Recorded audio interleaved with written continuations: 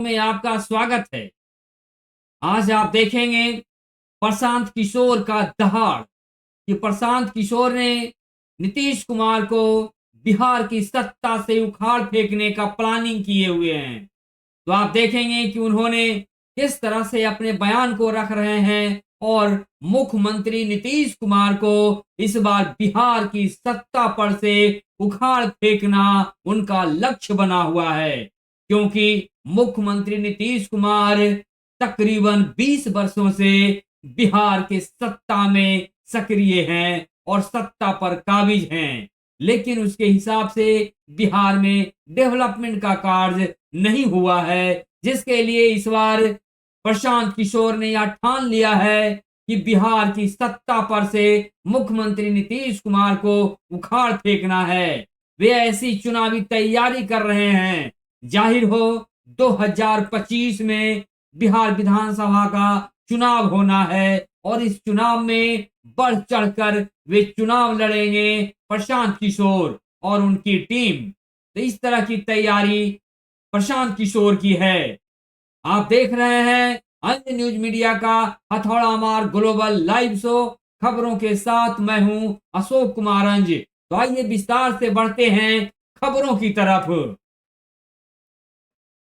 जैसा कि आपको मालूम है कि बिहार में प्रशांत किशोर का इस बार तूती बोल रहा है और जाहिर हो कि प्रशांत किशोर इस वर्ष बिहार विधानसभा का चुनाव बहुत मजबूती के साथ लड़ने वाले हैं और उसके लिए वह प्रशांत किशोर का जन सुराज तैयार है। यानी यूं कहें कि प्रशांत किशोर का जन सुराज पार्टी जो है वो विधानसभा में बिहार में चुनाव लड़ने के लिए पूरी तरह से तैयार है और उनके लड़ाकू पहलवान भी तैयार हैं।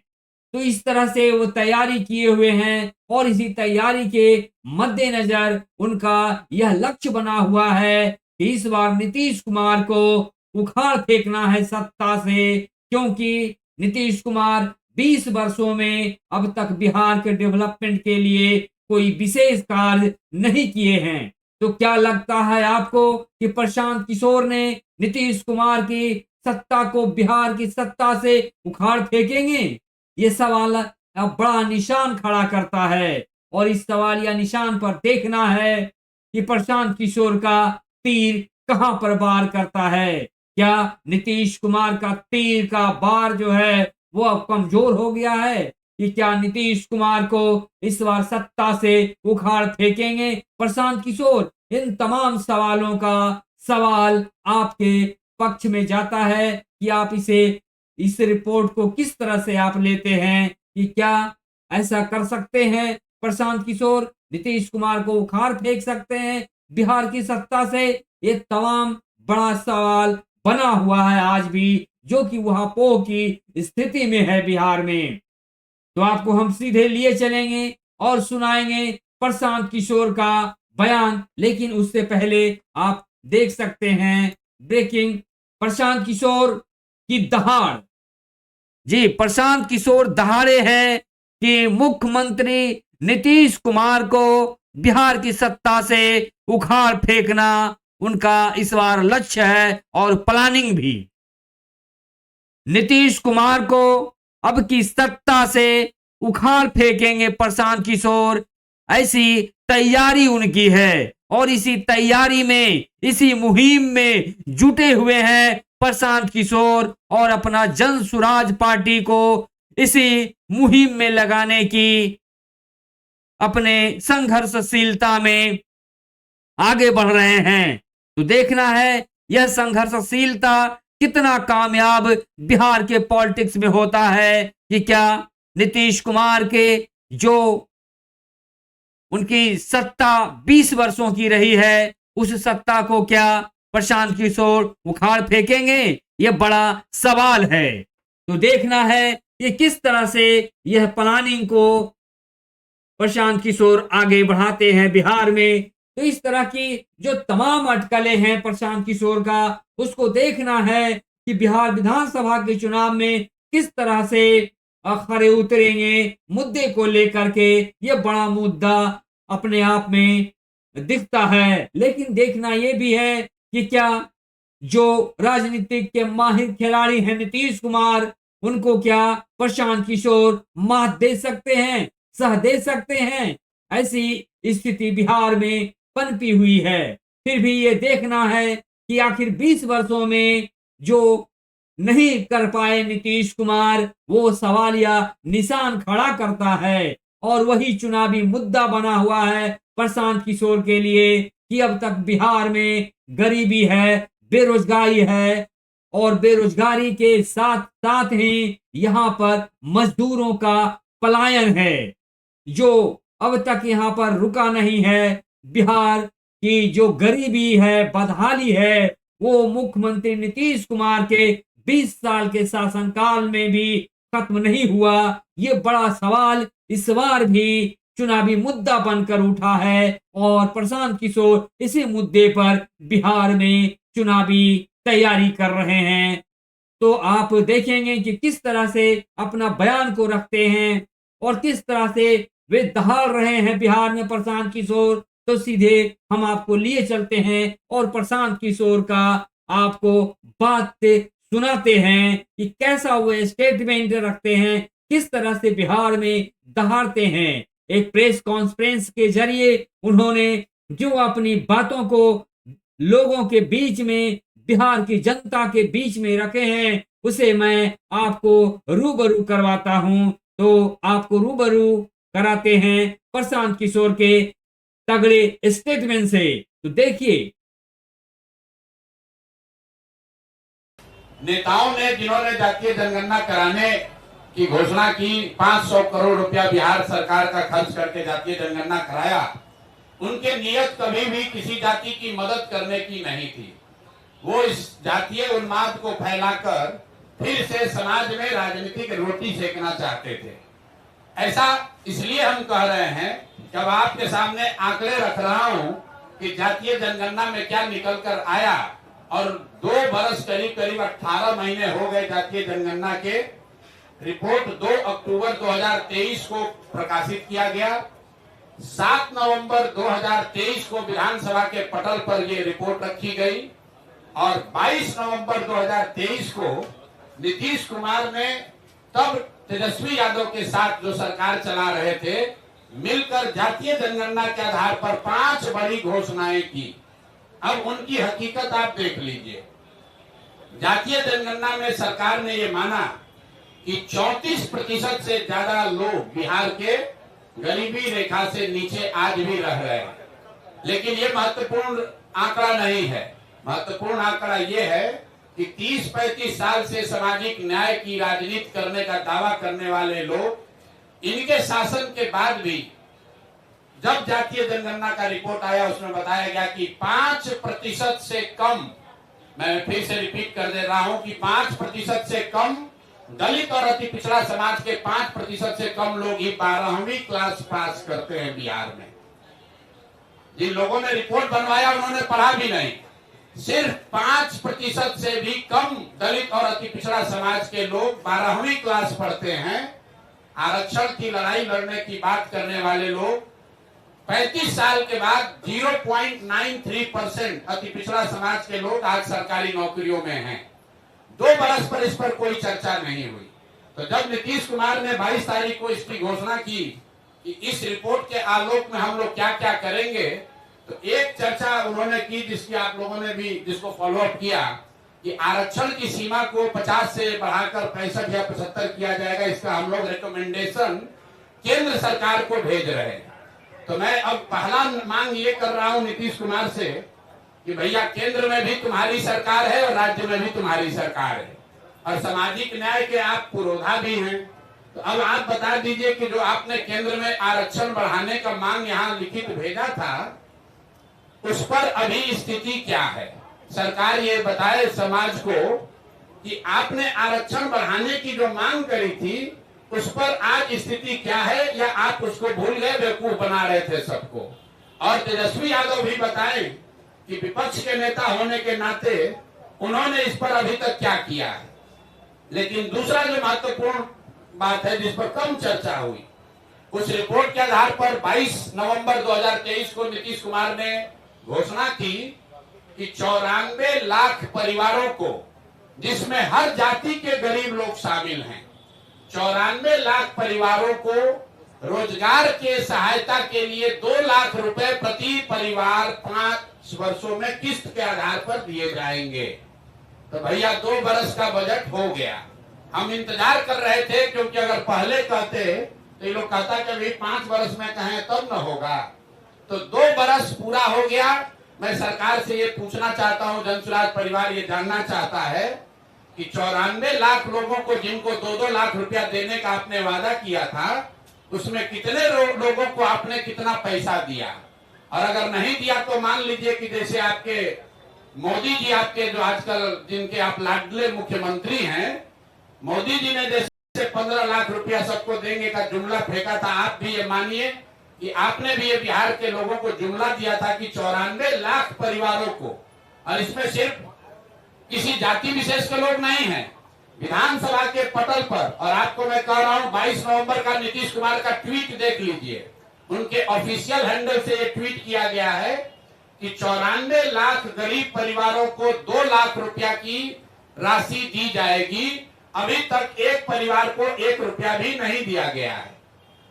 तीसरी जो बड़ी घोषणा उन्होंने की थी कि 39 लाख परिवारों को जो होमलेस है, लैंडलेस हैं, उनको 1,20,000 रुपया घर बनाने के लिए दिया जाएगा।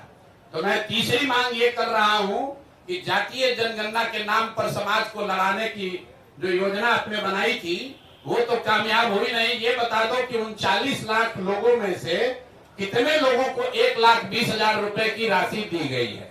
तो जातीय जनगणना को लेकर मेरे 3 सवाल जनसुराज के हैं। पहला कि आरक्षण बढ़ाने के लिए जो आपने दावा किया था कि आप केंद्र सरकार को रिकमेंड कर रहे हैं, उस पर आज स्थिति क्या है? किस तारीख को आपने रिकमेंड किया और केंद्र सरकार ने उस पर क्या निर्णय दिया? क्योंकि केंद्र में भी भाजपा और नीतीश की ही सरकार है, और अगर नहीं दिया तो प्रधानमंत्री अभी आ रहे 24 तारीख को, तो मधुबनी में प्रधानमंत्री को यह घोषणा करना चाहिए, जवाब देना चाहिए, क्योंकि जदयू के लोग भी भीड़ जुटाने में लगे हैं। सरकारी खर्चे पर डीएम सीडीपीओ से लेकर सारा प्रशासन लगा हुआ है, सरकारी खर्चे पर भीड़ जुटाई जा रही है। तो उसमें मोदी जी को और नीतीश जी को बताना चाहिए कि जातीय जनगणना के आधार पर आरक्षण बनाने के प्रस्ताव की स्थिति आज क्या है। दूसरा, 94 लाख परिवारों को जो 2 लाख रुपया आपने देने की बात कही थी, उसकी स्थिति क्या है? हम लोग की जानकारी के हिसाब से, आप लोग भी पत्रकार है, अभी तक के बजट में, 2 बजट में इस योजना के तहत 1 रुपया का भी प्रावधान नहीं किया गया है। और तीसरी बात कि आपने 39 लाख जो होमलेस, लैंडलेस, खासकर दलित समाज के लोग थे, उनके लिए अभी तक 1,20,000 रुपया जो जारी करने के लिए कहा था, उसमें कितना पैसा जारी किया? दूसरा जो सबसे बड़ा ठगी का काम नीतीश कुमार ने किया है पिछले 10 वर्ष में, दलित महादलित के नाम पर बहुत दिन से राजनीति चल रही है। आपको याद होगा, नीतीश कुमार ने 2006 में महादलित विकास योजना, महादलित विकास मिशन बनाया था। उस मिशन में एक बड़ा वादा ये किया गया था कि दलित समाज के जितने लैंडलेस, होमलेस लोग हैं, उनको 3 डिसमिल जमीन, 1306.8 स्क्वायर फीट जमीन घर बनाने के लिए दिया जाएगा। ये वादा नीतीश कुमार ने महादलित मिशन के नाम पर 2008-06 में किया था।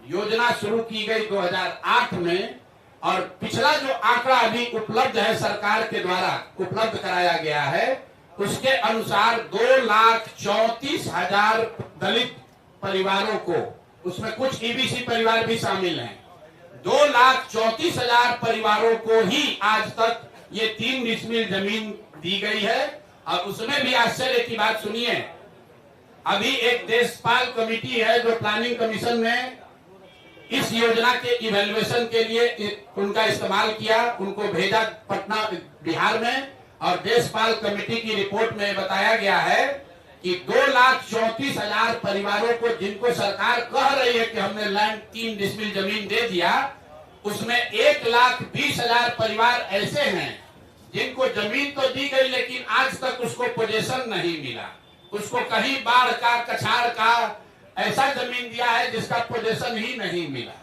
तो सरकार से दूसरी मांग हम लोग कर रहे हैं कि पहला तुमने जाति के नाम पर, जाति जनगणना के नाम पर सब में झगड़ा लगाने का कोशिश किया। दूसरा, ये दलित महादलित के नाम पर इतना दिन से रोटी सेक रहे हो, तो महादलितों को जो 3 डिसमिल जमीन देने की बात कही गई थी, कुल यहाँ पर 50 लाख से ज्यादा ऐसे दलित महादलित परिवार हैं जिनको ये इसका योजना का लाभ मिलना चाहिए था। सरकार के हिसाब से सिर्फ 2,34,000 लोगों को, परिवारों को ये लाभ मिला, और केंद्र सरकार की प्लानिंग कमीशन की कमेटी बता रही है कि उस 2,34,000 में से भी 1,20,000 लोग ऐसे परिवार है जो कह रहे हैं कि जमीन कागजे पर मिला, जमीन आज तक हमको मिला नहीं है। तो दूसरी मांग यह है कि दलित महादलित के वोट से कुर्सी पर बैठे नीतीश कुमार और भाजपाई बताए कि ये दलित महादलितों को कब ये घर का जमीन उनको 3 डिसमिल मिलेगा। और तीसरी एक बड़ी यहाँ पर राजनीति की जा रही है भूमि सुधार, भूमि सर्वे के नाम पर। आप में से कई लोगों को ध्यान होगा, भूमि सर्वे का काम यहाँ पर 2013 से शुरू किया गया है।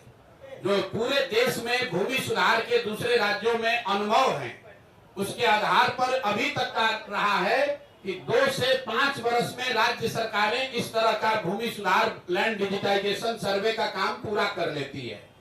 बिहार सरकार में जो लूट मची हुई है, जो कुव्यवस्था है, उसका आलम है कि 2013 में शुरू हुआ लैंड सर्वे, फरवरी 2025 में अभी तक सिर्फ 17,30,000 एकड़ जमीन ही सर्वे में डिजिटाइज हुआ है, जो बिहार में उपलब्ध जमीन का 20% से कम है।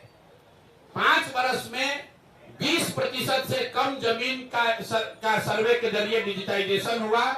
80% जमीन का सर्वे और डिजिटाइजेशन अभी भी पूरा नहीं हुआ है, और ये पूरा इसलिए नहीं हुआ है कि सरकार ने इस सर्वे कराने के लिए न कोई व्यवस्था बनाई, न इनके पास वो टेक्नोलॉजी है, न संसाधन है। आंध्र प्रदेश में, तेलंगाना में बिहार के बाद सर्वे शुरू किया गया, और 3 वर्ष में उन्होंने टेक्नोलॉजी और ड्रोन के जरिए 1-1 इंच 80% जमीन का अपना सर्वे करके कंप्लीट कर लिया।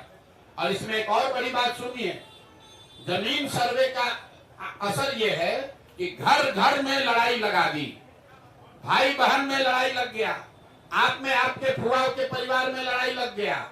जमीन के मालिकाना हक के लिए लोग लड़ रहे हैं, और ये हम नहीं कह रहे। पिछले साल जो बिहार सरकार का क्राइम का आंकड़ा है, उसमें बताया जा रहा है कि जितनी हत्याएं यहाँ सरकार ने रिकॉर्ड की, उसमें 60% से ज्यादा हत्या के मूल में जमीन से जुड़ा हुआ विवाद है। ये बिहार सरकार का आंकड़ा है। फिर से मैं रिपीट कर रहा हूं, ये जमीन का सर्वे शुरू हुआ है 2023 से। अभी तक सरकार के आंकड़ों और दावों के बावजूद सिर्फ 20% लैंड का सर्वे कंप्लीट हुआ, और इसकी कमियों की वजह से इसमें जो लूट मची हुई है, जो भ्रष्टाचार फैला हुआ है, जमीन का दाखिल खारिज में, पेपर निकालने में, बंसावली बनाने में, जमाबंदी में इतनी परेशानी हो रही है, हजारों करोड़ रुपया लूटा जा रहा है। और इसी बिहार में, जैसा आप लोग जानते हैं, सबसे ज्यादा सीओ और डीसीएलआर वगैरह का पोस्टिंग के लिए खुलेआम 30 लाख, 40 लाख, 50 लाख रुपया, देखिए सारे पत्रकार लोग मोड़ी हिला रहे हैं, हाँ भैया बात तो ठीक है, 25 से 50 लाख रुपया लेकर पोस्टिंग की जा रही है। तो ये जो सर्वे शुरू हुआ है, ये अंचलाधिकारियों को और राजस्व से जुड़े हुए पदाधिकारियों के द्वारा धन उगाही का नया उद्योग शुरू किया गया है। तो जन सुराज परिवार 3 मांग रख रहा है। एक, कि जातीय जनगणना के आधार पर, उसके नाम पर राजनीति करके समाज को बांटने लड़ाने वाली जनता वाली सरकार, उस पर व्हाइट पेपर जारी करो और 1 महीना में बताओ कि आरक्षण पर क्या हुआ। दूसरा, 94 लाख परिवारों को किस दिन 2 लाख रुपया दोगे, और 39 लाख होमलेस परिवारों को 1,20,000 रुपया कब दिया जाएगा। हम लोग की दूसरी डिमांड है कि 3 डिसमिल जमीन जो महादलित समाज को मिलनी चाहिए थी, दलित महादलित समाज के लोगों को, जिनका वोट लेकर नीतीश कुमार इतने दिन से बैठे हुए हैं, अब वो दलित महादलित परिवार चला जाने के लिए तैयार नहीं है। अगर 1,20,000 से कम परिवारों को ही 3 डिसमिल जमीन मिली है, तो 48 लाख से ज्यादा परिवारों को 3 डिसमिल जमीन कब मिलेगी? और इसमें यह भी बता दूं कि अभी सरकार के आंकड़ों के हिसाब से करीब करीब 25 लाख एकड़ जमीन, जिसमें सीलिंग के नाम पर जब्त की हुई करीब 11.5 लाख एकड़ जमीन और विनोबा आंदोलन, भूदान आंदोलन में मिली हुई 7 लाख एकड़ जमीन, जिसका कोई हिसाब नहीं है कि ये जमीन किसके पास है, किसको दिया गया है। 25 लाख एकड़ जमीन जो सरकारी रिकॉर्ड के हिसाब से उपलब्ध है गरीबों को बांटे जाने के लिए, किसी से लेना छीनना नहीं है। किसी के पास रिकॉर्ड नहीं है कि उस जमीन का 6.8 लाख एकड़ जमीन जो विनोबा भावे के प्रयास से भूदान आंदोलन में लिया गया, वो किसको दिया गया, किसको बांटा गया, किसी को मालूम नहीं है। करीब करीब 12 लाख एकड़ जमीन यहाँ सीलिंग के नाम पर जब्त किया गया या सीलिंग के नाम पर लिया गया, वो जमीन किसको मिली वो भी किसी को पता नहीं है। तो हम लोग की दूसरी मांग ये है कि ये 3 डिसमिल जमीन जो 50 लाख परिवारों को, दलित और महादलित परिवार को आपको देना था, ये कब तक पूरा करोगे ये बताओ। और तीसरी ये बात है कि भूमि सर्वे के नाम पर ये जो नया उद्योग तुमने शुरू किया है और अफसरों के जरिए महीनों में करोड़ों रुपया की सरकार उगाही कर रही है, इसको तुरंत बंद कीजिए। नहीं बंद कीजिएगा तो परिवार, हर बिहार के हर परिवार में झगड़ा होगा और भ्रष्टाचार बढ़ेगा। नई सरकार को आने दीजिए, नई सरकार आएगी, वो नए तरीके से अन्य राज्यों के अनुभव के आधार पर बिहार में कैसे इस काम को बड़ी बेहतर तरीके से किया जा सकता है वो करेगी। तो यही 3 मांग है। 94 लाख परिवारों को 2 लाख रुपया कब दोगे ये बताओ।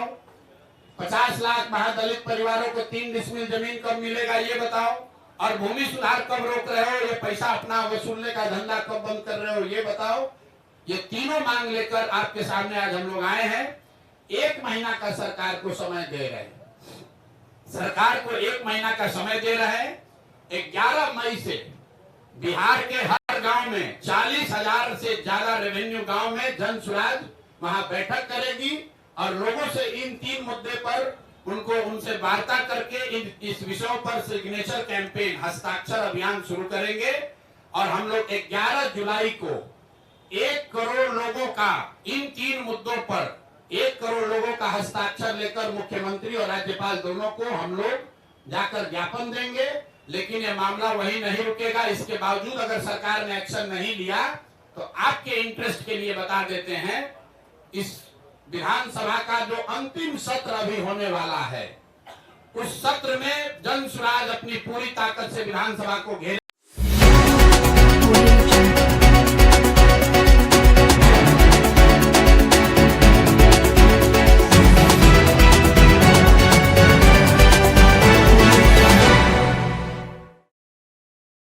तो अभी आप सुन रहे थे जन सुराज पार्टी के सूत्रधार प्रशांत किशोर का स्टेटमेंट।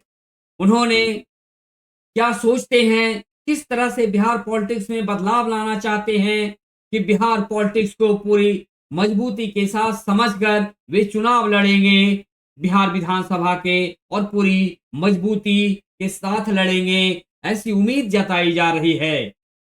ऐसी उम्मीद जताई जा रही है कि क्या मुख्यमंत्री नीतीश कुमार को बिहार की सत्ता पर से उखाड़ फेंकेंगे प्रशांत किशोर।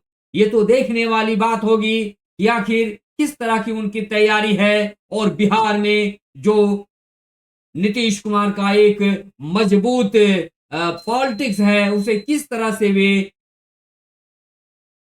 अपनी